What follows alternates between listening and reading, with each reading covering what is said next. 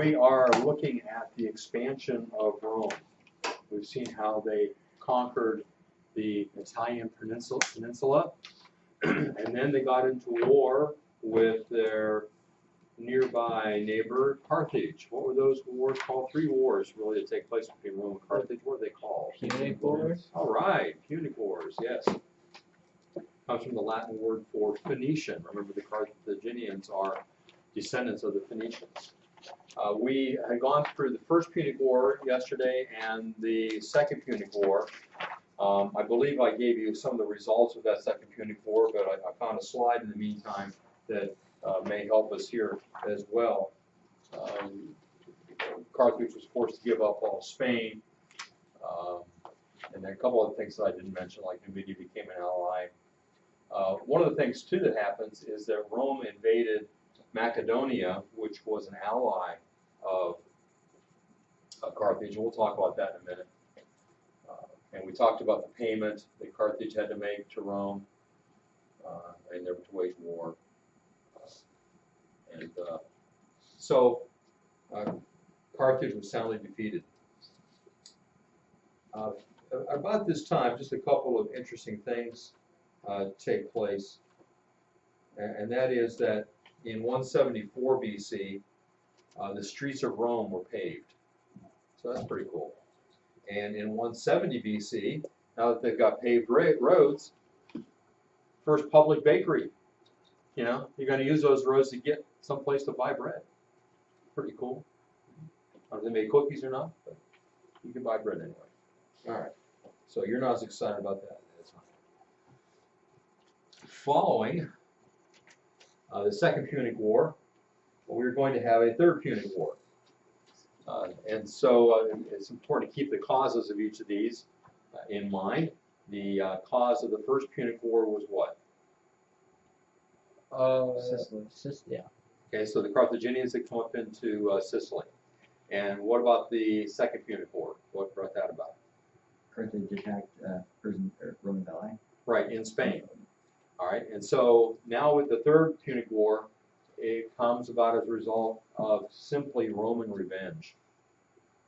They just did not like Carthage being around at all anymore. And some of that is fueled by this man, Publius Cornelius. I'm sorry, Scipio is going to be the general. I thought I had Cato up here. I guess not. All right. I will keep Scipio up here for a moment. Carthage became prosperous once again. Hard-working Carthaginians. And so they began to be perceived as a threat, especially by the Roman senator Cato. And due to a minor infraction by Carthage, Rome made some demands. So it was not a big deal what Carthage did. I'm not sure exactly what they did, but some little thing. And so Rome steps in and says, okay, now you've done it. Now we're going to make some demands. First demand was 300 children of the noblest families would have to be given to Rome as hostages. 300 noble children. Secondly, Carthage would have to surrender the rest of her remaining ships. Okay, remember Carthage is all about ships, right? They're sailing people. That would devastate them. They were to give a great quantity of grain to Rome. Rome's always looking for food for its people, for its soldiers. Thirdly, she had to give up all her engines and weapons of war. Give up all your weapons. Now, to this point, those 4 demands probably would have been enough to say, for Carthage to say, sorry, we can't do that, right? Those 4 demands are pretty bad. The 5th demand totally put her out of the park for reasonableness. The 5th demand was that the population of Carthage had to move 10 miles inland and burn their city down. Now, these are people that live next to the sea because they sail. They are sailors. They're merchants. To move 10 miles inland means they're no longer going to be doing that, right? And they burn their city down. So they were given demands that no reasonable Carthaginian could accept, right? So what's the alternative? I mean, if you're a Carthaginian, would you say, oh yeah, we'll do that? Fight back. You can't really. I mean, these are terrible. You're basically allowing Rome to destroy you without even a fight. So Griff, the only alternative, Fight back. fight back. So that's what they had to do. They were kind of forced into it. They decided to fight. Well, about the time that this all got started, Cato died, but things have been set in motion. So the major events of this Punic War, the Third Punic War, involved essentially just one thing. There was a 3-year siege put on. You know what? I think. Oh, we didn't finish the second one. Oh, okay, I just remembered. We didn't finish the Second Punic War. So that's why Scipio is up here. I got thinking, why is Scipio here? Because he's long. Well, we're not long gone, but we were talking about him already. Okay, so sorry, we've got to jump back a little bit to the Second Punic War. Pick up, where were we? The last thing we did in the Second Punic War was the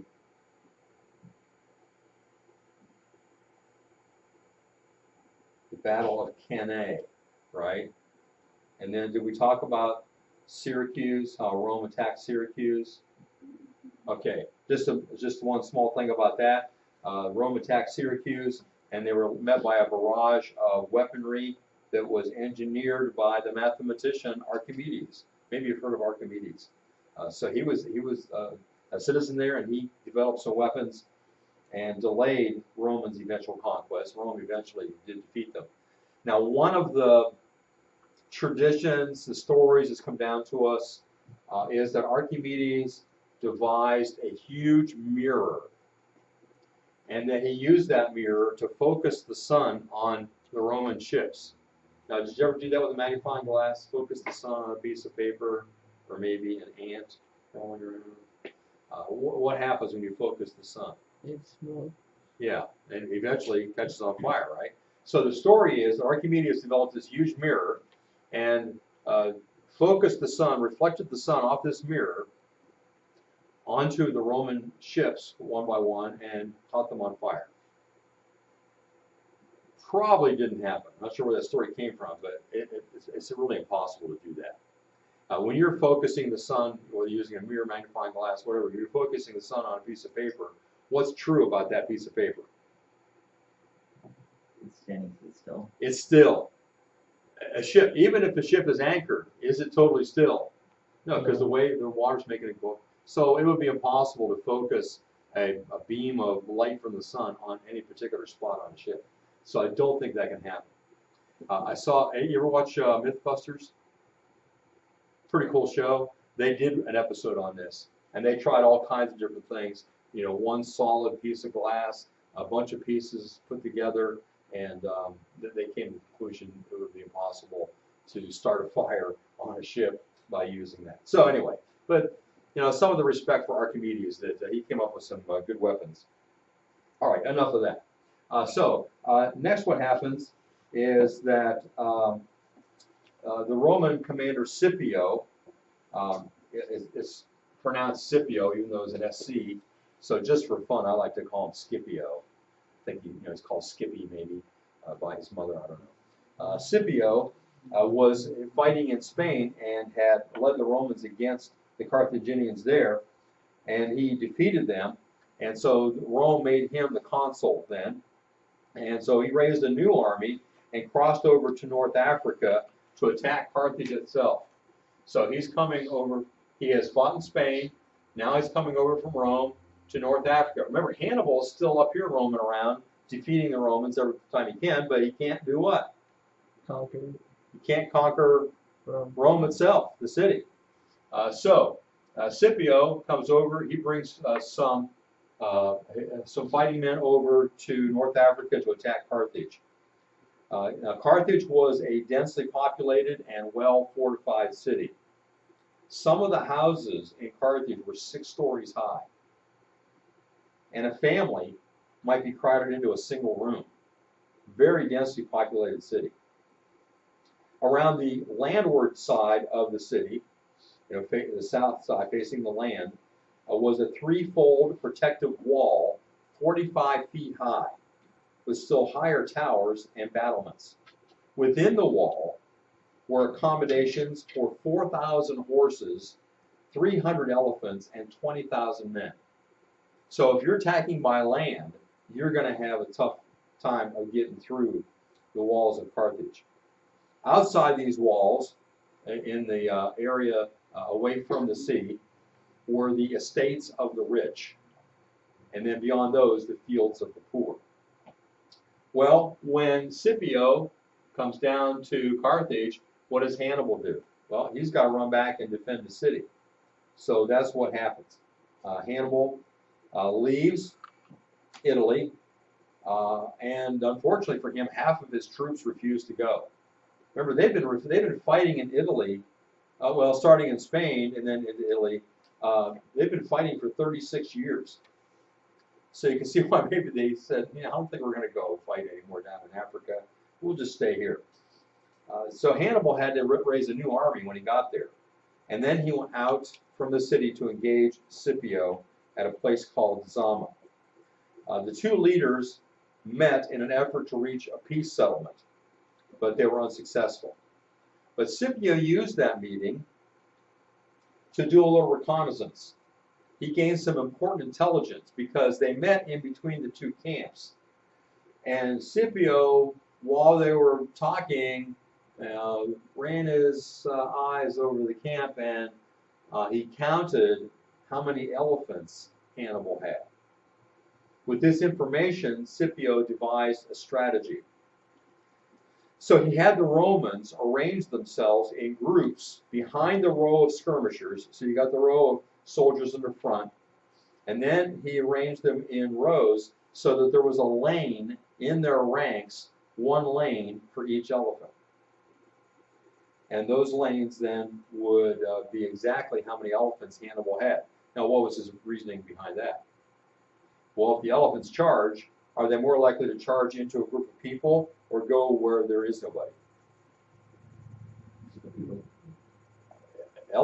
Any animal is probably not going to, any animal, person, whatever, is not going to go the path of most resistance. They're going to go the path of least resistance, right? And so they're going to go down the lane where there isn't anybody rather than plow into people. They might get hurt running into people. So, in a field of battle, when there is no obvious place to go, they might trample people. But if they've got a choice, they're going to go where there isn't anybody. And that was Scipio's strategy. Hannibal also had a special strategy.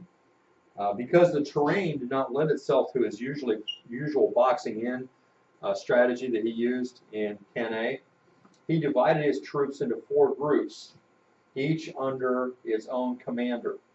So here we have Hannibal, and he's got 4, I can't really see too well here, maybe a little bit, because there's 4 rows, basically, or 4 groups of fighters that he had arranged behind one another.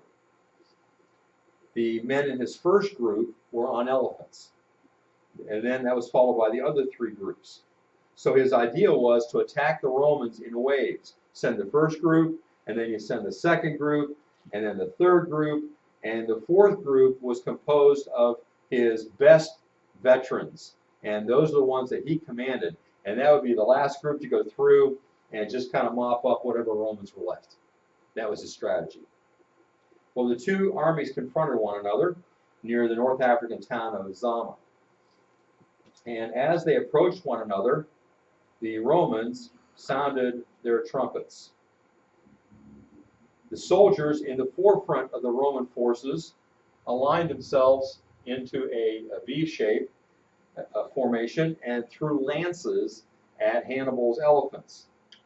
The noise of the trumpets and the shower of lances sent the elephants into a panic. Some of them actually turned and trampled the second wave of Carthaginian soldiers.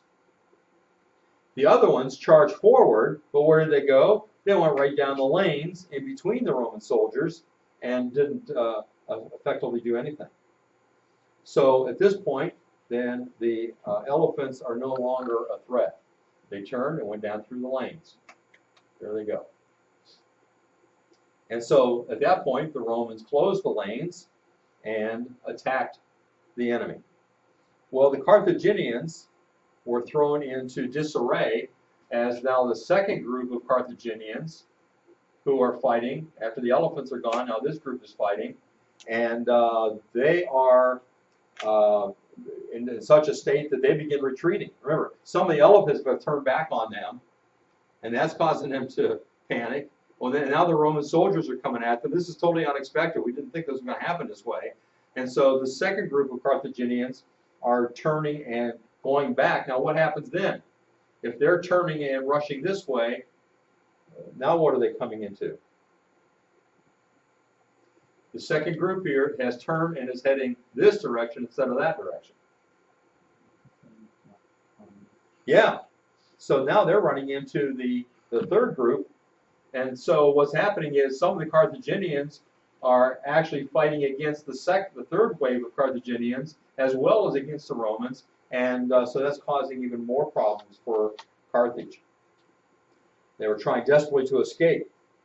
Meanwhile, the Roman cavalry here on the sides had ridden around to the side and engaged the cavalry of Hannibal, and were able to defeat them. Lost my place here in my notes. Let's see. All right. So things are looking bad here. So Hannibal's hope was that his fourth wave, those are his best soldiers, those are the veterans, would be able to turn the tide. During a lull in the fighting, the weary Romans regrouped and prepared for Hannibal's final charge against them. Their long front was twice as long or twice as wide as Hannibal's approaching force. As the two armies met, Scipio's front enveloped the enemy, and the Roman cavalry attacked the Carthaginians from the rear. So you see the cavalry was able to defeat the Hannibal's cavalry and go around behind them. And so they're pulling kind of the same kind of tactic that Hannibal had done at Cannae to envelop them.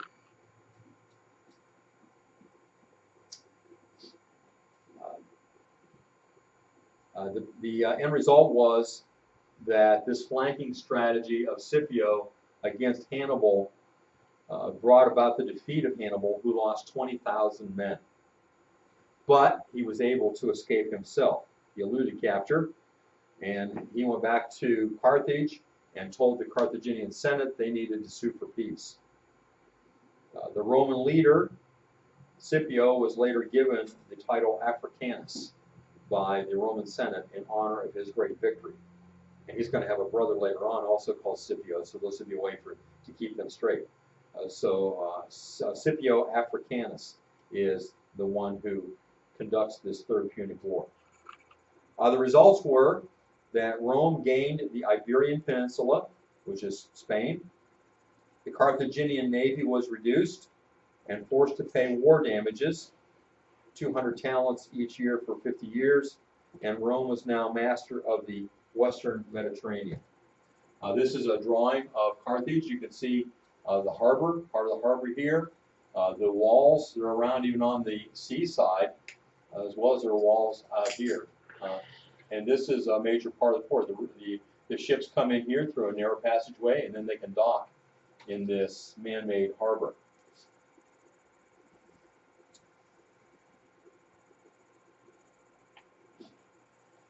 After the victory, Scipio reluctantly followed the order of the Senate and totally destroyed Carthage.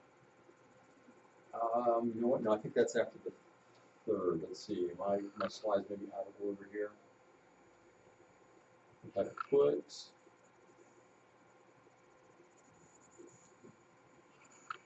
I think that should be maybe after the Third Punic War. So which we started earlier. Okay, so let's go on now to the Third Punic War. We already, let's see, get the slide where it has the results of the Second Punic War. Do we have one? No, guess not.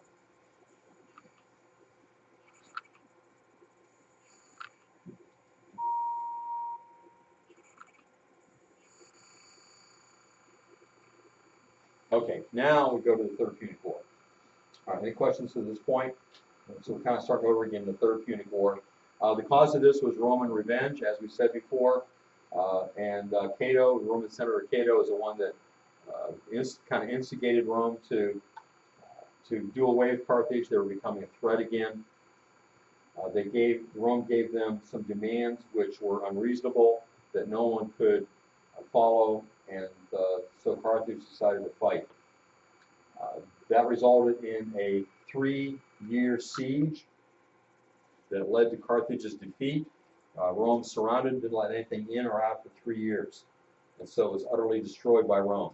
When the Romans broke into the city, they fought the Carthaginians street by street, rooftop to rooftop. They had to fight. The results were that there was no treaty of peace, because, as we're going to see, the Carthaginian state no longer existed because Scipio would destroy the whole city. This is, as I said before, we saw this is the drawing of Carthage. Now we'll come to the fall. Scipio was ready to enter the city, broke through the walls of the naval port, and you can skip down through here. He ordered 3 streets of houses to be burnt. For 6 days, the burnt rubble was flattened with dead and wounded still inside. Finally, the Romans had compressed the survivors into the Bursa, which is the temple at the top of the hill. On the 7th day, a delegation carrying olive branches came out in abject surrender. The Romans accepted. 50,000 Carthaginians marched out to slavery. 900 Roman deserters, knowing they would receive no mercy, went into the temple with Hasdrubal. He eventually surrendered, but the deserters and Hasdrubal's wife refused. When the temple was burned, she cursed Hasdrubal, threw the kids into the fire, and jumped in herself. After the victory, Scipio reluctantly followed the order of the Senate and totally destroyed Carthage. There was a legend that he sowed the land with salt all around so that nothing would grow in it. That didn't really appear in the literature until a couple centuries later. So most scholars say they doubt that they did that, although they have found salt in the soil. But it may be that they just broke down the dikes, the dams, and allowed seawater to come in and flood the area, which happened from time to time anyway. But that may be the origin of the legend.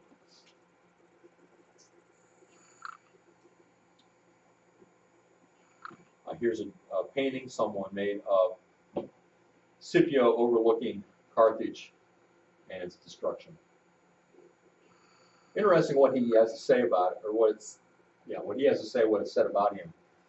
It says Scipio looked over the city, which had flourished for over 700 years since its foundation, which had ruled over such extensive territories, islands, and seas, and been as rich in arms, fleets, elephants, and money as the greatest empires, but which has surpassed them in daring and high courage, since though deprived of all its arms and ships, it had yet withstood a great siege and famine for 3 years, and was now coming to an end in total destruction. And he is said to have wept and openly lamented the fate of his enemy. So he wept over the fact that this great city was going to be totally destroyed. Now, he respected what they had been able to do for so many hundreds of years, and for the fact that they had held out for 3 years. He didn't want to do it. After meditating a long time on the fact that not only individuals, but cities, nations, and empires must all inevitably come to an end, and on fate of Troy, that once glorious city, on the fall of the Assyrian, Median, and Persian empires, and on the more recent destruction of the brilliant empire of the Macedonians, deliberately or subconsciously he quoted the words of Hector from Homer. The day shall come when sacred Troy shall fall, and King Priam and all his warrior people with him. And when Polybius, who was with him, asked him what he meant, he turned and took him by the hand, saying, "This is a glorious moment, Polybius, and yet I am seized with fear and foreboding that someday the same fate will befall my own country." Now, this is what Cicero tells us. So he understood that all the great nations, all the great cities in the past had one day come to ruin, had come to an end. And in the destruction of Carthage, it foreshadowed to him that someday that would be Rome. Interesting perspective. So this Third Punic War, we find that the results are these. This statement in Latin, any of you take Latin? No? Says this. Furthermore, I consider that Carthage must be destroyed. Carthage must be destroyed. All right, remember there was a false provocation. That is, there wasn't a real good reason for Rome to demand what they did. There was the siege of Carthage, 3 years, and then the end of Carthaginian independence. In fact, the end of Carthage, we could say. They were totally annihilated, completely destroyed. And so Rome becomes master of the Western Mediterranean.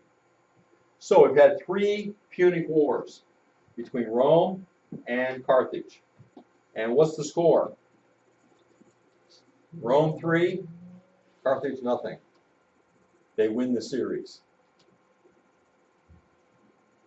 First Punic War, primarily at sea. Sicily is the main focus. The Second Punic War takes place in Italy, in Spain, and Carthage, ending with the Battle of Zama. And then the Third Punic War takes place just in Carthage, them being under siege, and ends up in the destruction of Carthage. And so it is with great sadness that we leave Carthage behind, having once been a great civilization, have been the product of the Phoenicians, although at the same time we have to say that the Carthaginians, in a spiritual sense, were extreme pagans that engaged in probably human sacrifice. So in a sense, we can say that as peoples go, they did not deserve to be spared no more than other civilizations that God had judged. And you might say that this was a judgment upon them. All right, now from there, Rome continues to expand. Now they have control of the Western Mediterranean. During the last Punic War, Rome also attacked Macedonia, which is to the east of them. So they crushed Macedonia in 197. Roman legions were sent there because of Macedonia being an ally of Carthage. And then the resulting weakness of Macedonia left it open to invasion from Syria over in this area. They came all the way over here to Macedonia. And Rome soundly defeated that army as well. So in 195, we have Hannibal is still in Carthage. He has been elected chief magistrate. He was managing the finances of the city to try to pay off all that Rome had demanded. But out of jealousy, the Carthaginian leadership, their oligarchy, the few that were ruling, secretly sent word to Rome that Hannibal was planning to start the war again. The surrender of Hannibal then was demanded by the Senate of Rome, and so he snuck off to Antioch. So Hannibal gets away and comes over all the way over to Antioch, which is over in this area. All right. Now, we're going to come across him later. So remember Hannibal. All right. The one-eyed Hannibal. He's going to be involved in another battle against Rome a little bit later in 190 BC. In 133 BC, Rome takes over this area of Asia Minor, which is called Pergamum, or we see here Pergamum right there.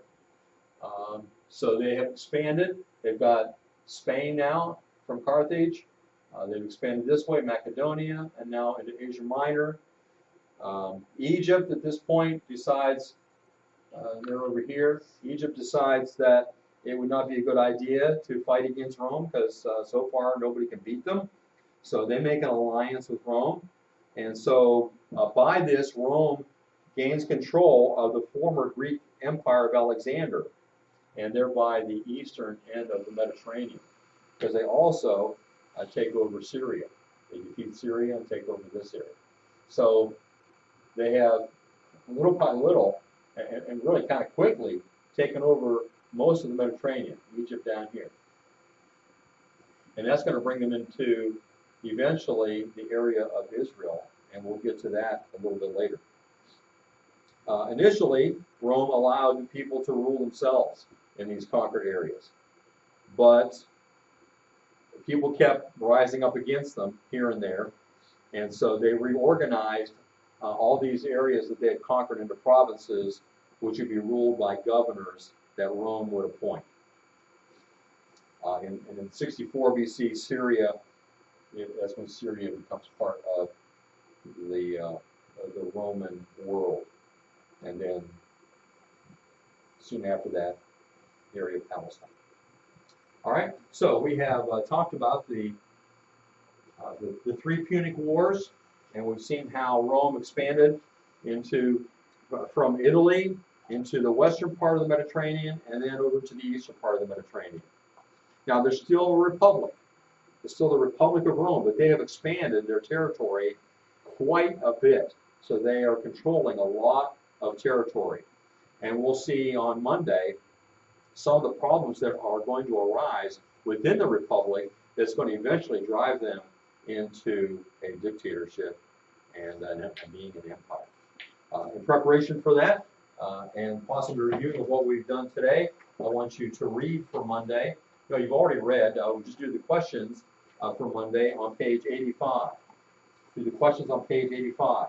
Now, if you look at number 2, the easiest way to approach number 2 is to make a chart. All right, on page 85, number 2, do that as a chart. If you look at it and you have any questions about what I mean by that, you can ask.